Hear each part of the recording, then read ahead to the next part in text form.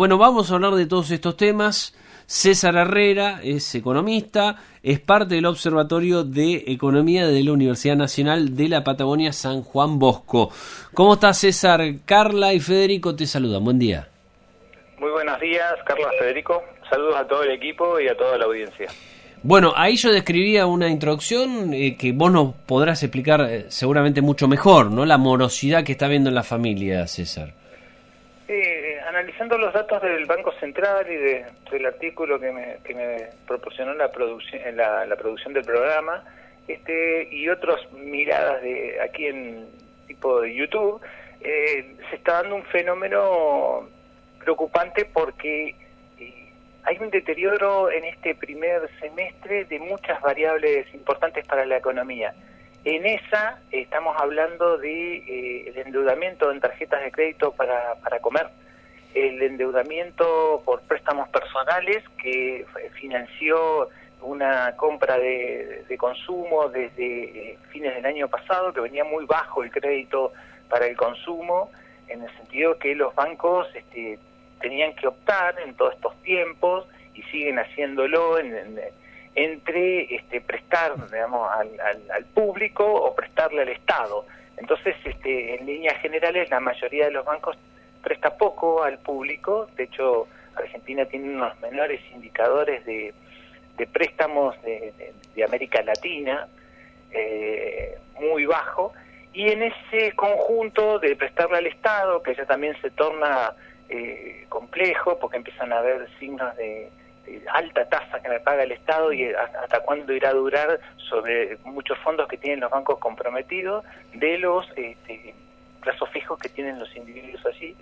Y entonces el indicador que estamos analizando, que sería el de la morosidad, está, digamos, en un 3,1% durante estos últimos años, y a su vez lo que más preocupa son los préstamos personales, que se fue un poco por encima del 4%, pero las empresas bajaron su índice de morosidad del 1,2 al 1, y con lo cual el indicador se sitúa por debajo de lo que sería la media de los últimos años, con una preocupación central, vuelvo a reiterar, de cómo se está deteriorando rápidamente el esquema de pago por parte de los particulares de esos préstamos que han recibido. Claro, pienso mientras lo escucho, César, y pasa dentro de los que por ahí no logran con el cumplimiento, por ejemplo, en los préstamos o en el pago, que de alguna manera es un cierto préstamo, ¿no?, de las tarjetas de crédito, o por lo menos me cuentan bastante de que sacan un préstamo para pagar préstamos, o sacan un préstamo para pagar la tarjeta. Digamos, nunca se sale o se logra salir de esa deuda que se tiene. Es como una bola que va creciendo y creciendo, y pago deuda con deuda y saco otro préstamo para pagar la deuda, y así. Y en líneas generales la recomendación sería, porque antes eso todavía puede ser así, ¿no? Pero en este tiempo de estabilidad relativa, digamos, forzada, se complica, porque las tasas están muy altas. El spread, que es la tasa que paga el banco con respecto a la tasa que nos cobra, es muy alto. O sea, son casi 30 puntos en la mitad, en los bancos que menos cobran, y de ahí para arriba. Entonces uno tiene que ponerse en ese sentido, digamos, quitarse esos elementos de consumo anticipado, saco crédito, me fijo si puedo pagar la cuota y no me fijo en la tasa y en los costos financieros totales. Entonces, nuevamente, fijarse en esos temas. Si utilizo la tarjeta en la medida de lo posible, ¿no? Porque realmente hay muchas familias, pero muchísimas familias que no alcanzan a cubrir las canastas, tanto la básica como la total, básica alimentaria como básica total. Entonces, si puedo utilizarla como tarjeta de pago, entonces pagar todo a fin de mes para evitar ese alto endeudamiento. Si tengo ese alto endeudamiento en tarjeta, ir a un préstamo que es que es un endeudamiento de menor cuantía, digamos, y a más largo plazo, pero también empezar a trabajar sobre los gastos del hogar, que es algo extremadamente difícil, en el sentido que uno se acostumbra a un nivel de gasto y es muy difícil bajarlo. Entonces, todas esas recetas que se dan en lo micro, y también en muchos de los casos pelear por tener un mayor ingreso, ¿no? Claro. En el sentido de los conflictos que se establecen, digamos, colectivos de trabajo. Sí, se me vienen a la mente distintas cuestiones. Por un lado, gente que está endeudada porque esa plata que le ingresa de lo que pide es para el día a día. Entonces, eso es un tiempo que no es de ahora, ya hace tiempo lo venimos notando, de que uno se está endeudando no con cuestiones, no sé, me compré determinado vehículo o determinado electrodoméstico, que bueno, es un gasto, ¿no?, que de alguna manera lo hago rendir a futuro, sino se está endeudado con el día a día, con ir al supermercado y usar la tarjeta. Y por otro lado, en esto último que me contabas, el gastar más de lo que se tiene, que alguno dirá, y no, pero lo necesito porque no me alcanza para comer, pero otros muchas veces hemos gastado más de lo que teníamos, de lo que nos ingresa, y aprovechamos la tarjeta, bueno, y después veo cómo la pago. Será un problema de la Carla del futuro, no sé. Pero se nos va amontonando todo eso. Eso es muy normal, o sea, trabajar en ese sentido, y además uno se acostumbra a una dinámica inflacionaria, que es lo que me faltó cerrar en el razonamiento anterior, que cuando la inflación va por encima de lo que son las tasas de interés, entonces uno se licúa, entonces conviene endeudarse en pesos porque esa licuación hace ese efecto, ¿no? Claro. De que pago menos relativamente si el salario aumenta, pero ahora en este tiempo, que son este primer semestre, donde hay un proceso de desinflación, o sea, los precios crecen a una tasa menor, las tasas son reales positivas, en el sentido que el gobierno necesita que las personas no vayan al plazo fijo, queden en el plazo fijo o en pesos y no vayan al dólar, pero a su vez también esas tasas importantes que está pagando en estos últimos días se da a través de un mecanismo de cauciones, tasas siderales para lo que sería la estabilidad y la baja que deberían tener. Esto hace que las tasas que cobren los bancos por las refinanciaciones son muy fuertes, y entonces eso implica que me estoy endeudando nuevamente, se me va completando el cupo, como decimos, ¿no? Sí, ahora, César, un préstamo libero de la tarjeta, pero se me va completando un cupo, y ese cupo necesariamente requiere que los hogares ajusten al nuevo nivel de consumo, y también, como se llama, como nos sucede a nosotros los docentes universitarios, en el sentido de ir a nuestro empleador y pelear más poder de compra, porque estamos nuevamente, actualizamos al mes de junio de este año el indicador sobre el salario neto, cuántas canastas atrapa, sería.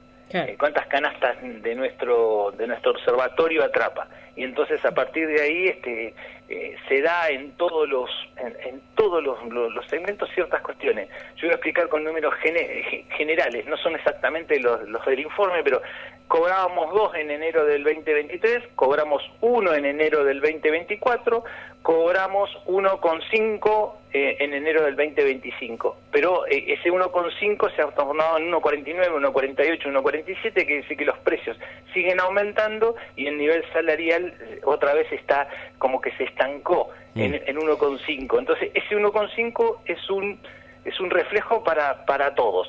Para los gobiernos provinciales, municipales y nacional, el salario real está recuperando desde que estamos nosotros. Para los obreros y empleados, y en el caso de la provincia, mucho más, no tengo los sueldos de la provincia, si bien tengo contacto con los gremios, no he podido hacerme de los sueldos.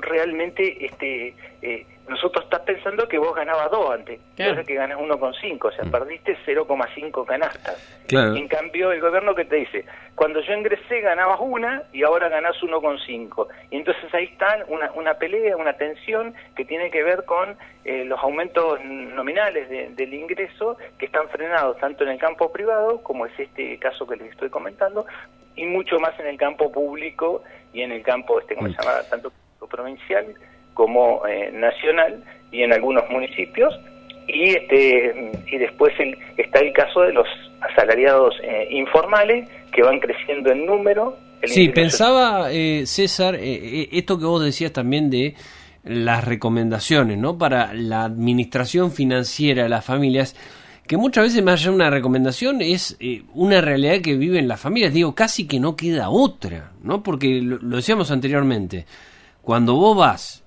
y pagás los servicios, el alquiler, o las diferentes cuestiones que tenés que pagar en el día, la factura de los servicios, como para estar al día, y después tenés que ir a comprar los alimentos, la comida para todos los días, ahí no te queda mucha opción. Digo, si no tenés el efectivo, vas a tener que recurrir al financiamiento, o si tenés algunas otras necesidades, al préstamo. Digo, esto es lo preocupante también, que no es que las familias pueden elegir qué realidad vivir.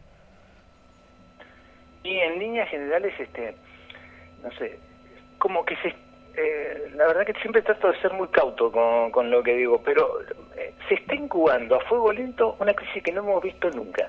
Pero esto resulta paradójico, porque me volví a encontrar con un profesor que allá en el momento de la convertibilidad, yo con mucho menos años y más cabello, escuché decirle esto en el año 1997, y ahora participé de unos cursos y me volví a encontrar con un profesor con esa, que se llama, que él salía a decirle a todo el mundo, mire, la convertibilidad está agotada. Entonces yo lo daba en mi cátedra y todo el mundo me decía, está loco, porque tenía muchos años menos, y era auxiliar, está loco. Bueno, acá se está incubando algo que requiere que nosotros hagamos cosas que no estamos acostumbrados.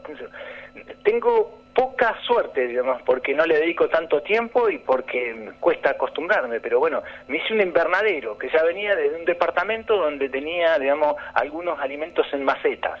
Y entonces uno dice, bueno, pero tengo poco tiempo, porque la verdad que el ajetreo me impide estar más en contacto con las plantas. Pero bueno, en el invernadero he hecho como 5 pruebas, casi todas fallidas, pero hay que amigarse nuevamente, como digo yo, con la naturaleza. Entonces, tener algo de alimento propio, porque el mundo está complicado. O sea, me gusta mucho estudiar qué es lo que pasa en todo el mundo, y entonces está complicado, entonces estamos cambiando lentamente, a fuego lento, de un régimen, entonces donde vamos a tener que hacer cosas que no hemos hecho nunca. Y entonces en ese caso es desendeudarse, producir algo de tu propia comida de forma colaborativa, urbana, huertas urbanas, no sé, hay monedas complementarias que nosotros hicimos, una en el observatorio y que queda en el arcón de los recuerdos porque no es el momento adecuado, pero se está gestionando a fuego lento una crisis que nos va a obligar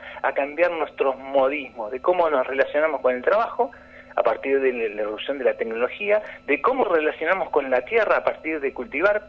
Guarda que le digo como recomendación, pero a mí me está yendo bastante mal en el sentido que no le encuentro la vuelta, digamos, a tener esa paciencia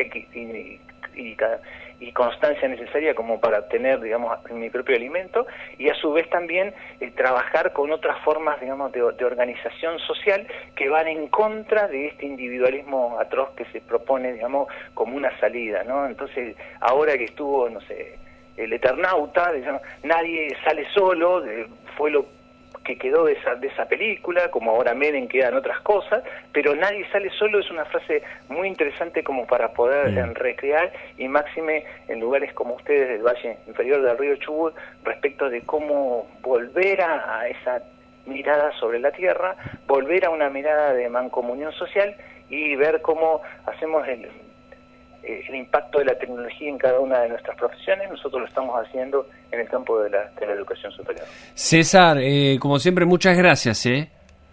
Muy amables, y bueno, gracias a ustedes también por dejarme reflexionar en voz alta sobre estos temas que tampoco es muy común escucharlos, ¿no? En líneas generales las preguntas son más técnicas, pero sobre un sistema que a mi juicio está lentamente mutando hacia otro que está en construcción. Muchas gracias, saludos y hasta una próxima oportunidad. Abrazo, César.